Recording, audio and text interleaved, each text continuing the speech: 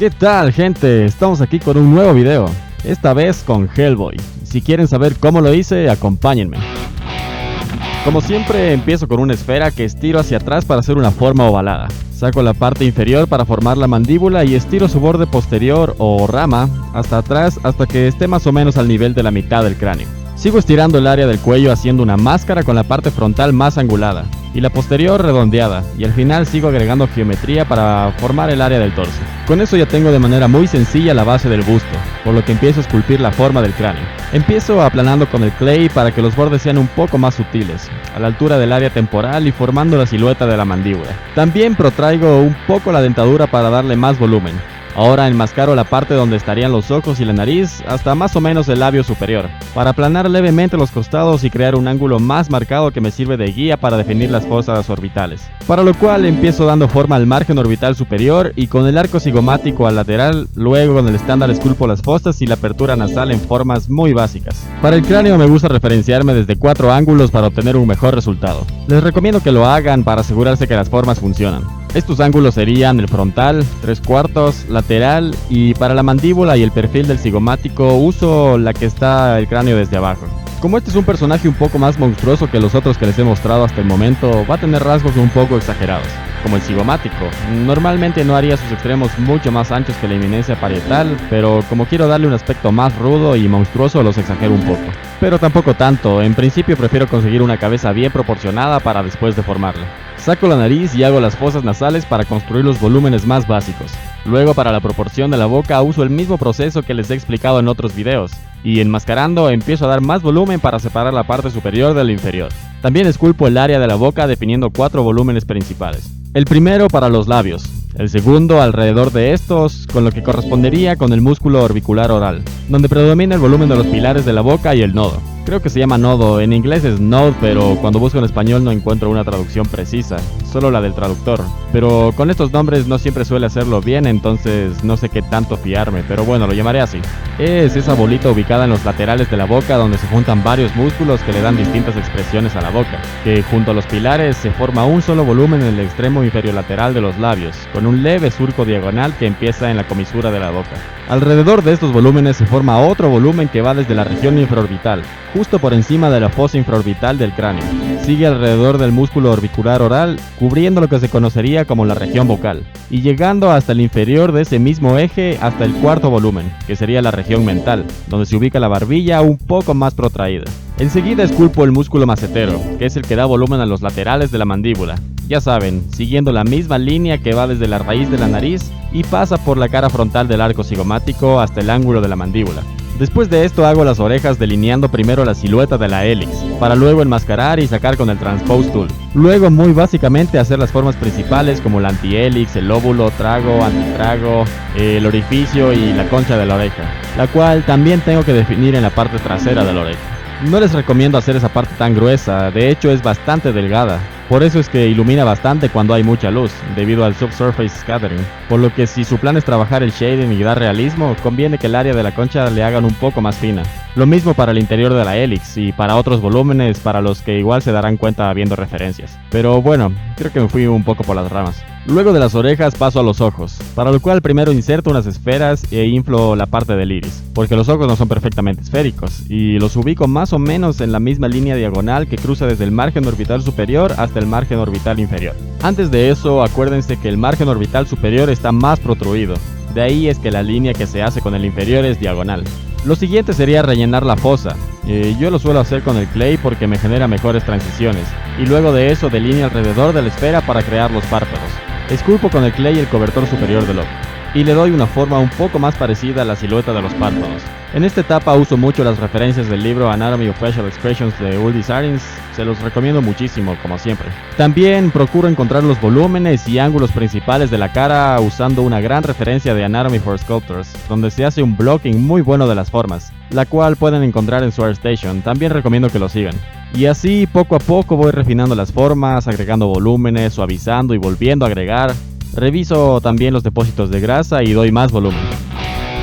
Con esto ya tengo una cabeza con unos volúmenes y proporciones que me funcionan, así que el segundo paso es escoger a una persona real para adoptar sus rasgos faciales en mi escultura. Como siempre les digo, no es para copiarlos, porque mi intención no es hacer un likeness, pero sí me ayuda para conseguir una mayor naturalidad.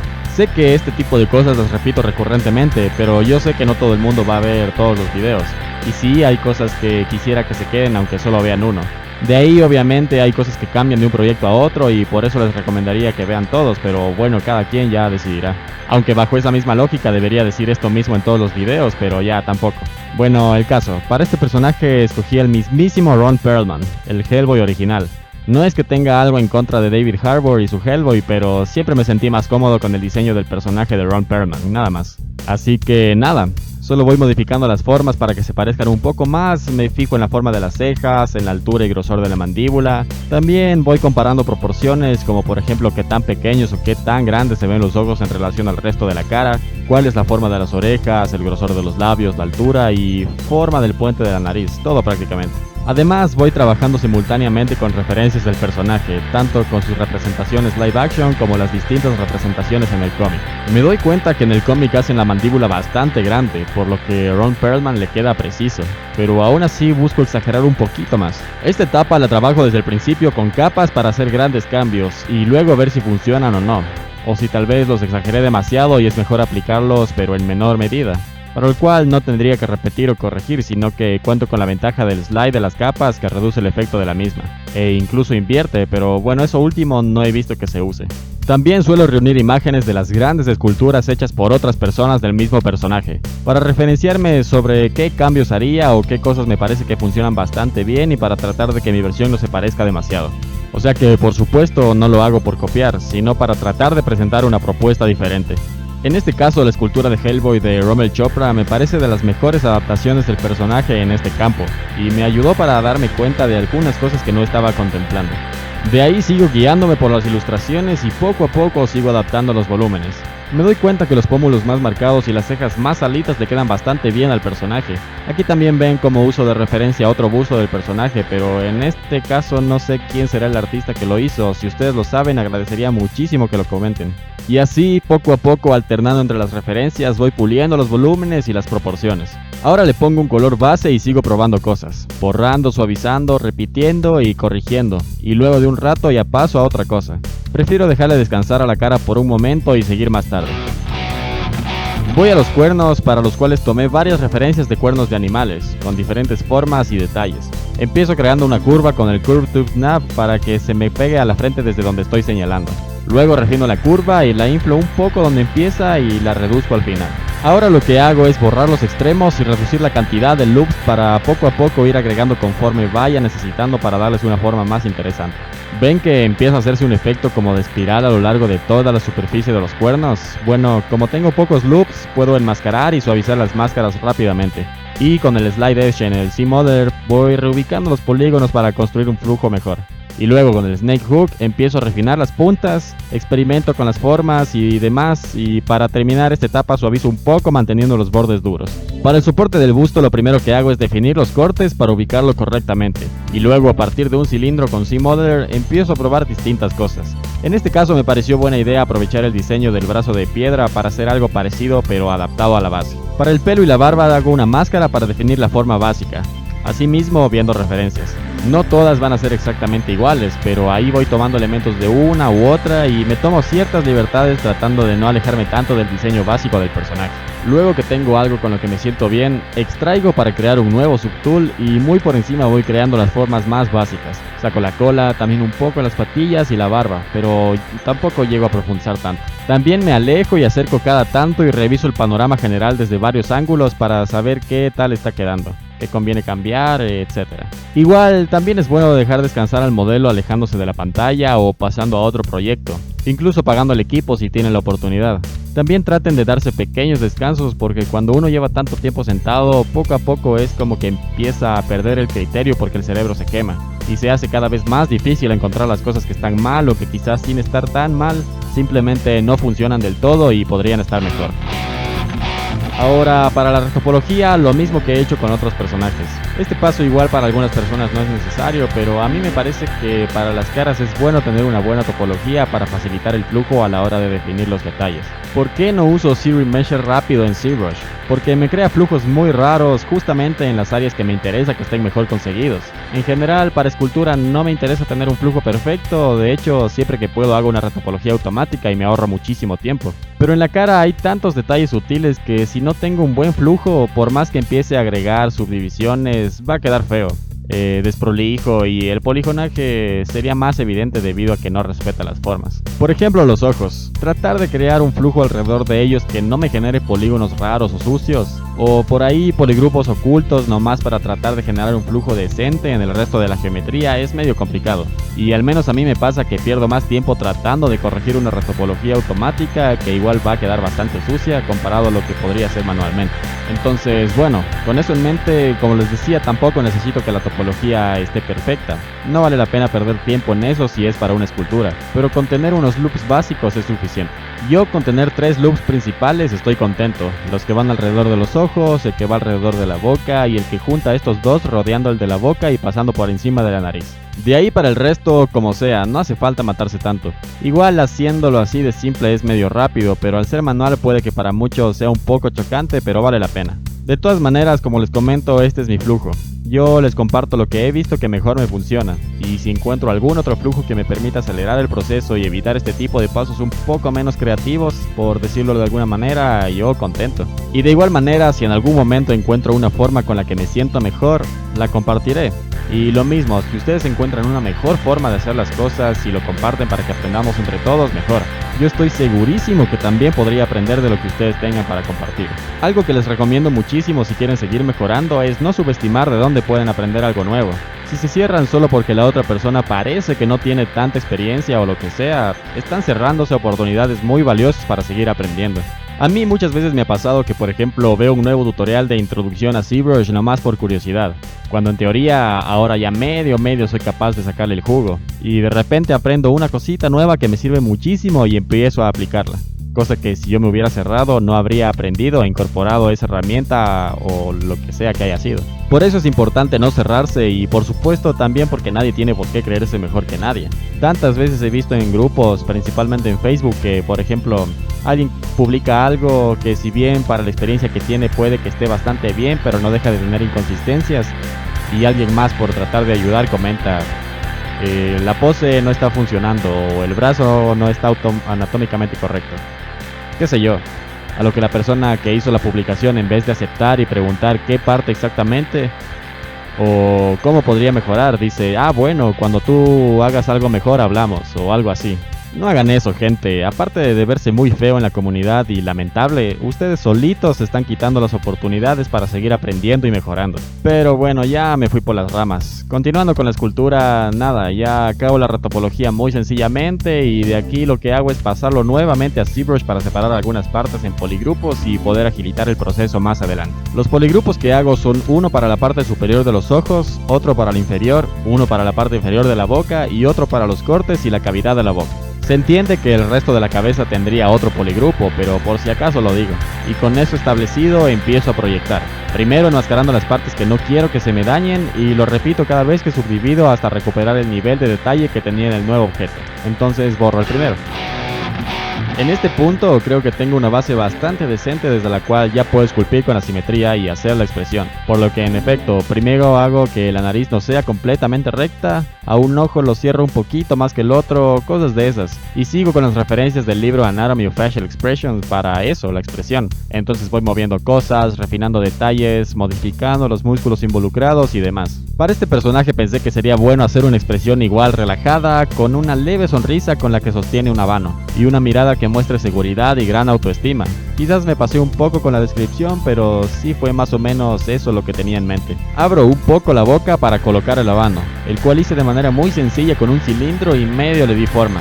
Luego hago la dentadura con objetos primitivos en principio, ya que sí se alcanza a distinguir, y revisando distintas referencias voy agregando más detalles. Esta expresión es una especie de fusión entre la de felicidad y la de ira, porque por un lado sonríe con la boca y ligeramente con los ojos, pero al mismo tiempo frunce el ceño como si estuviera enojado. pero paso a explicarlo un poco más en detalle. De la expresión de ira toma elementos como que los extremos mediales bajan y se pegan, sacando hacia adelante el prosero y produciendo arrugas en esa unión. En esta acción se activan los músculos depresores superciliares que bajan los extremos mediales de las cejas, el corrugador superciliar que es el que los junta, pero también contribuye en el movimiento de descenso de las mismas. El prosero también baja, cubre una porción del párpado superior e intensifica el cobertor superior del ojo. El triángulo infraorbital se protrae y eleva, empujando consigo el párpado inferior y elevándolo reduciendo su curva. Lo que toma de la expresión de felicidad es que el ángulo de la boca cambia, se desplaza hacia atrás, arriba y a los laterales, empujando consigo el surco nasolabial y a su vez el triángulo infraorbital, que coincide con la expresión de la ira. En este caso marqué un lado de la boca mucho más que el otro por lo que la boca está abierta, pero quería mantener la unidad y afectar ambos lados, aunque en menor medida uno de ellos.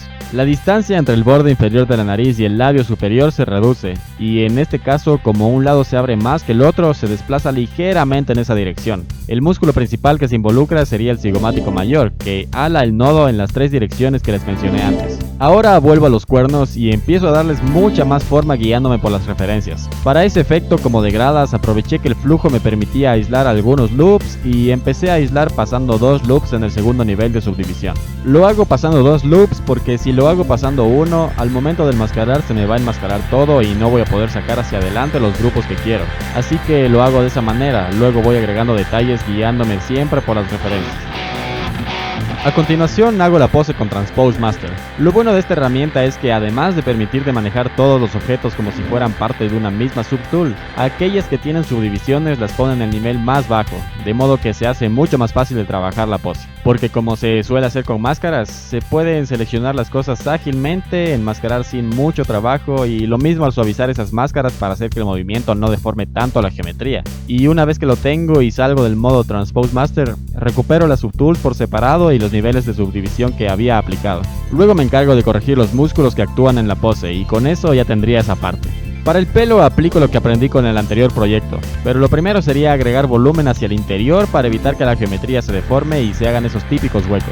Eso también se puede corregir activando el backface masking, pero el problema es que cuando se está esculpiendo los mechones se van creando distintos ángulos que con el backface masking no me interesa que se bloqueen, entonces no funciona del todo bien, y por eso prefiero agregar geometría para usar los pinceles normalmente. Bueno, ya que deformé un poco la barba con el Move, ahora lo que hago es esculpir muy por encima las formas básicas de los mechones con el Lord Clay Tubes de Michael Vicente, para definir los flujos y modifico las curvas de presión de intensidad y escala para que respondan mejor a mi forma de mover el lápiz. Veo referencias para hacerlo mejor, ya saben. De ahí voy haciendo mechones un poco más largos y gruesos donde el pelo sería más largo y mechones más cortos y delgados donde el pelo sería más corto y menos abultado. Con la cola hago lo mismo tratando de generar el efecto de que está colgando y hundo el área donde iría la liga para dar el efecto de que está apretado. Y para la liga uso el Curve Tube Snap para rodear esa forma. Otro pincel que también uso mucho para el pelo es el Move Elastic porque es bastante más intenso que el Move y ayuda a crear esas ondulaciones del pelo. Una vez que ya tengo un flujo que funciona, con el Snake Hook doy forma ondulada a mechones individuales y con el espiral les doy una forma más de churro antes de continuar con los detalles más pequeños. No sé si en todo el mundo se diga churro, pero si no, me refiero a ese pelo rizado que tiene unas ondulaciones bastante marcadas. Eso sí, espero que haga sentido. Bueno, de ahí subo el nivel de Dynamesh y con el Slash marco más esas superposiciones entre mechones. Y ya con eso estaría listo para empezar con los detalles más pequeños, para lo cual también uso el Lord Cracks de Michael Vicente, alternando entre escalas que están dentro de un rango para tener ciertas directrices y alternando con Alt. Este es un proceso bastante largo y cansado, pero recomiendo que no se aceleren. He visto que por ejemplo para hacer esto más rápido se usa el Rake porque te crea varias líneas simultáneamente, pero no funciona igual al final, y de nada sirve hacer las cosas rápido si no va a quedar bien. Y nada, no hay mucho más que explicar, pero como digo, es algo con lo que hay que tener bastante paciencia para que quede bien. Luego de que ya cubro la totalidad de la base del pelo con ese detalle, lo que hago es crear mechones más sueltos con curvas para que el pelo no se vea tan perfecto. Me gusta ese toque de pelo despeinado que le dan estos detalles. Además, con esto tengo un poco más de libertad para romper un poco los flujos del pelo y dar más naturalidad. A ver, no significa que esté mal establecer un flujo, el tema es que si solo se lo deja así es tan perfecto que no termina de funcionar. Se ve medio falso, o al menos a mí me da esa sensación, por lo que las curvas extras le agregan esa naturalidad que le hacía falta. Vuelvo a la cara para trabajar detalles cada vez más pequeños pero sin llegar a los microdetalles. Voy agregando arrugas, marcando los músculos y el tejido adiposo. Trato de que la cabeza se vea lo menos limpia posible, en el sentido de que no quiero ese efecto como de lavado donde todo está perfecto. No hay arrugas, la piel está bien estirada y demás, eso no me interesa. También voy definiendo mejor las áreas donde se chocan grandes volúmenes y enmascaro si hace falta. Trato de crear detalles algo desordenados pero con sentido, que sigan los flujos, la dirección de las fibras musculares, que respondan a la tensión o relajación de los músculos. En definitiva, que le den más naturalidad, como siempre digo. Y así, una vez que tengo esos detalles definidos, empiezo con los micro detalles. Como siempre, usando una mezcla entre alfas personales que había esculpido para otros proyectos y scans. Y usando una guía de los tipos de poros que tiene la cara, voy ubicando los detalles. No lo hago a lo loco o como sea, porque la piel cambia dependiendo del lugar, y trato de darle cierto sentido. Creo por ahí un corte, por otro lado otra imperfección, y así poco a poco voy agregando detalle. El cuello también le agrego arrugas porque con los años, por tanto extenderse y flexionarse, la piel se estira y deforma, por decirlo de alguna manera, y de ahí el resto también le voy agregando detalles. Menos en la parte de los cortes, ahí no me hace tanta falta. Ahora, con los mechones que había hecho para desordenar el pelo, sabía que no se veían lo suficientemente detallados en relación al resto del pelo. Entonces se me ocurrió aprovechar el flujo para aislar loops alternados e inflarlos, y con eso ya era suficiente. Paso a los cuernos y esculpo detalles aún más pequeños, algunos manualmente, en otros casos uso texturas que refino manualmente si veo necesario, y también voy revisando cómo queda sin color para asegurarme que el color no le reste protagonismo al detalle. Los dientes los esculpo muy por encima, es decir, no me tomo el tiempo de hacer los dientes por separado como con otros proyectos, porque me di cuenta que al no verse demasiado tampoco se distingue tanto la diferencia de cómo serían los dientes en objetos separados o separados con el DAM estándar en un mismo objeto, como para que justifique hacerlo más lento. Pero bueno, igual procuro que se vean de la mejor manera, tampoco voy a hacer cualquier cosa que solo por no verse tanto como otras partes esté mal hecho, porque igual se ven. De ahí paso a la base de nuevo, con máscaras voy diseñando lo que me parece que va con el tipo de diseño que tiene el brazo de piedra. Pruebo cosas, borro, repito y cuando tengo algo que funciona, invierto la máscara y hundo esas áreas. Luego a los bordes que se crean les aplano un poco para romper el ángulo, y cuando ya tengo algo que no se vea tan perfecto empiezo a agregar texturas. Estas texturas que uso son unas que tengo hace bastante tiempo, pero recuerdo que simplemente busqué Rock Alpha Texture en Google o algo así. Reuní varios y esas son las que uso. Otra cosa que también hago mucho es esculpir mis propias texturas en ZBrush y en planos para luego convertirlas en alfas. Luego de aplicar los alfas, sigo modificando las texturas manualmente para evitar la repetición. Y luego probé usando el Mask by Cavity para enmascarar los detalles que no estén más cercanos a la superficie. Y los marco todavía más para que la textura dé un aspecto más cercano a la que quiero, más imperfecto. Luego sigo agregando cortes, en algunas zonas uso el Clay Tubes con el modo de spray con bajas intensidades y vuelvo a aplanar. Para el habano igual reuní varias referencias de habanos, tanto sin usar para comprender la forma como otros ya más o menos a la mitad con cenizas, el papel quemado y trato de conseguir esos detalles. Aquí igual no tenía un proceso establecido, simplemente observo y uso los recursos que tengo a la mano para tratar de imitar ese efecto. Como quiero hacer una parte del habano quemado, opté por separarlo en dos partes para despreocuparme por enmascarar o aislar cada vez que quiera hacer un nuevo detalle, solo en una parte. Uno para lo que sería el papel y la otra para la ceniza. Y así como siempre, voy tratando de encontrarle un sentido a las formas. Como ven, no me invento, obviamente en muchos casos explorar la propia creatividad es lo mejor y necesario, porque hay tantas cosas que no existen como tal. Pero en otros casos, ¿para qué se van a inventar cosas que no hacen falta? Muy probablemente si yo me hubiera inventado el habano y no tomado la molestia ni de buscar referencias, me iba a quedar cualquier cosa sin sentido que incluso ni se pareciera a lo que quería. Entonces hay que aprovechar los recursos que se tienen. Y con eso estaría. Hasta aquí el busto de Hellboy. Cuéntenme si les gustó el resultado o qué harían mejor. Igual si tienen alguna recomendación para que entre todos podamos aprender, háganlo.